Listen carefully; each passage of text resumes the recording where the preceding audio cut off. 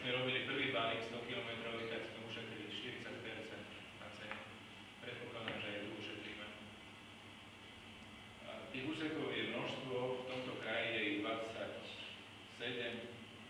Ja som dnes niektorým kolegom spomínal, že pôjde o úsek Rimavská Sobota, Batka, 5 km, takisto Hrachovo, Kociha, asi kilometr, ale potom aj Lučenecké sú zaujímavé, Píla, Mýtna, 4 km, Vidina, Lučenec, 4 km, Lučenec, Filakovské, Kováče, 4 km, Ľuboreč, Halič, 2 km a ďalšie.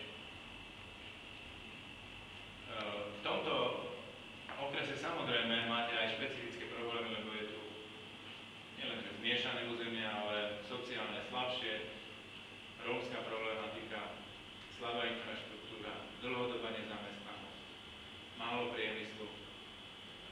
No, nemám na všetko ani recept, ani acylpyrin nepomáha na všetko, ale viete, jedna z oblastí, ktorú som aj dnes spomínal, a chcel by som ju tu pripomenúť aj vám, lebo vás to jednak zaujíma, jednak si myslím, že politicky a vecne by to bolo treba rozvinúť, je cestovný ruch.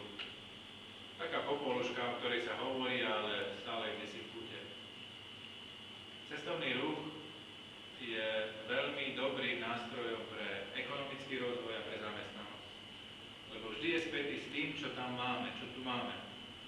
Ako odcestovať k moru je jedna vec, ale keď nie financií, alebo keď tam dole je nebezpečné, tak nemusíme cestovať ani do Egypta, ani do Tunisu, ale ponúknuť slovenskú vodu, minerálne, termálne vody a vlastne ukázať, že my máme veľa dobrých, zdravých príležitostí